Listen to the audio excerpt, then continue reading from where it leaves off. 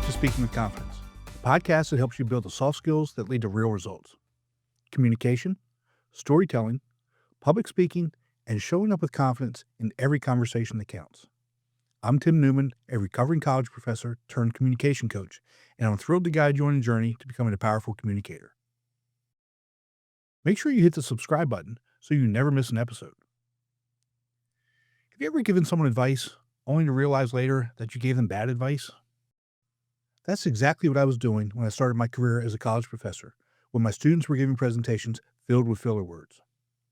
I just kept telling them to stop using filler words.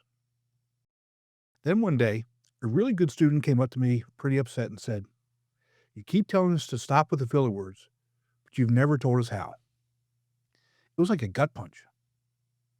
I thought I was helping, and all I was doing was making things worse. That was a pivotal moment for me as an educator. I started to research strategies to help people reduce the use of filler words, not just in presentations, but in everyday conversations as well.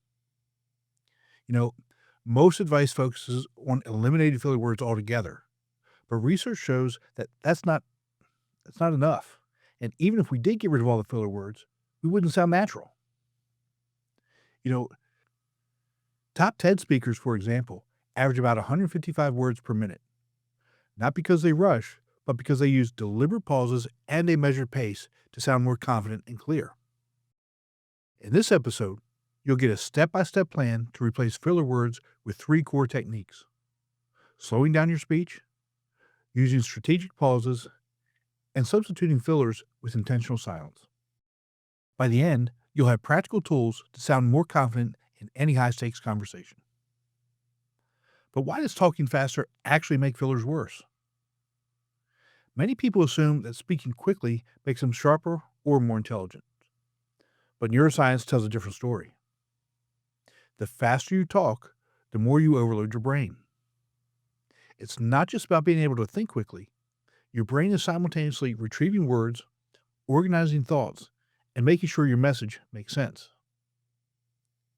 When you speed past 160 words per minute, your brain literally has to buffer, and that's when ums and uhs slip in. Imagine your mind as a computer running too many programs all at once. When it gets overloaded, everything starts to lag. Those filler words are like your brain stalling while trying to catch up with your mouth.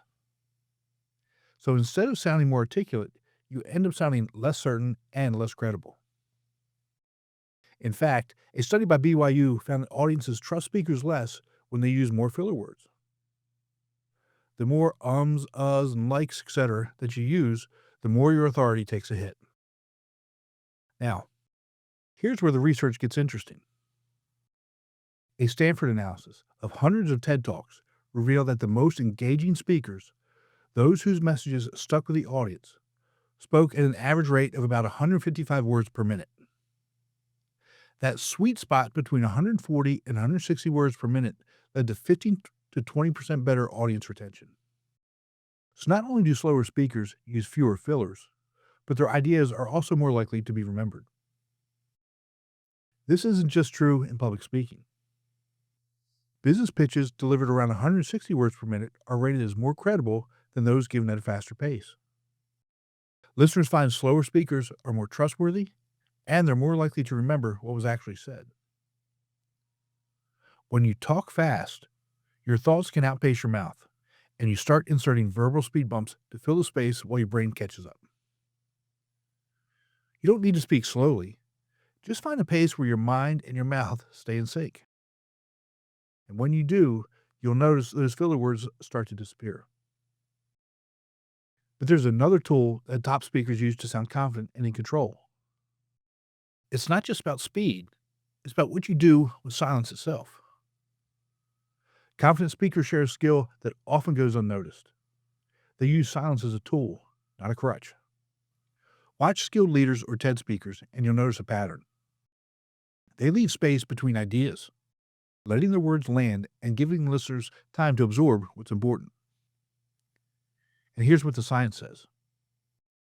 Most listeners don't consciously register pauses under about a second and a half. That means you have a window to gather your thoughts, emphasize a point, or simply breathe without anyone perceiving any hesitation. In fact, a Columbia Business School study found that when speakers pause just before and after key statistics, audience retention of those stats jumped by about 30%. These pauses act like a highlighter, drawing your attention to your message and making it more memorable. Consider two speakers delivering the same content. One fills every gap with or like, while the other uses short, intentional silences. Time and again, audiences rate the second speaker as more competent and confident. This isn't just about perception. Pauses can have a real physiological effect. Coaches report that pausing triggers a calming response, lowering your heart rate and helping keep your nerves in check. So while it may feel uncomfortable at first, using silence can both help you and make you feel more in control. What's the ideal length for a pause? Research shows that anything between half a second and 2 seconds is perceived as natural and purposeful. A Harvard Business Review analysis found that a 2-second pause can boost recall by about 20%. If a pause stretches much longer, it can start to feel awkward. But frequent, brief silences allow your audience to process what you said and anticipate what's next. The fear of silence is common, especially when you're nervous, but learning to pause on purpose gives you command over your delivery. That's why many vocal coaches recommend marking pauses directly into your notes, building muscle memory for when the pressure is actually on. Pauses signal that you're in control and that you trust your message enough to let it breathe. So how do you use this technique to cut out the uhs and yums and sound more polished? Let's look at the 2-second solution, a practical way to replace filler words with something far more effective. Professional speakers don't just avoid saying or they intentionally substitute those fillers with purposeful silence. The key is to treat the urge to use a filler as a cue to pause rather than to fill space with unnecessary words. This approach might feel uncomfortable at first, but it's one of the most reliable ways to sound more polished and confident. To put this into practice, start by becoming aware of your own speech patterns. Communication coaches and organizations like Toastmasters recommend recording yourself during everyday conversations. Play back the recording and count how many times you use fillers like like, etc.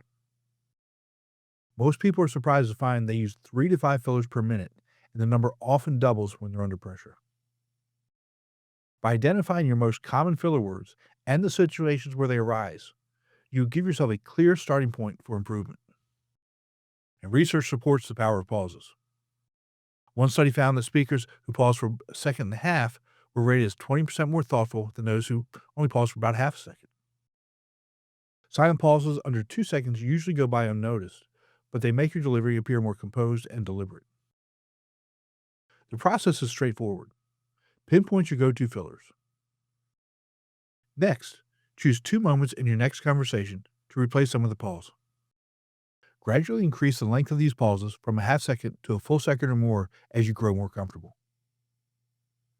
Speech coaches note that this incremental approach helps you build confidence without feeling forced. Remember, pauses do more than eliminate filler words. They also help you land your message. In legal and business settings, speakers who pause before delivering key information see higher retention and engagement from the audience. You see, silence acts as a spotlight, drawing attention to what matters and giving your listeners time to absorb your message. If you find silence uncomfortable, you can use simple bridging phrases like, "Let's look at this," or "That's a great question," to maintain flow without resorting to fillers. These transitions keep your speech organized and help the audience follow along. As you practice this technique, try counting 1 Mississippi in your head when you feel a filler coming on, or simply take a breath instead. Apply it in low pressure situations first, such as ordering coffee or describing your weekend or even chatting with your friends. Over time, these small adjustments will become second nature. With consistent practice, you'll notice measurable changes in your speech and confidence.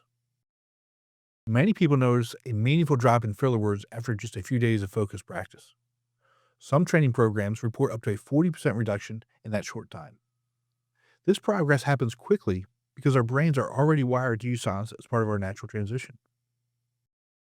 To get started, try inserting 2 intentional pauses in your next conversation.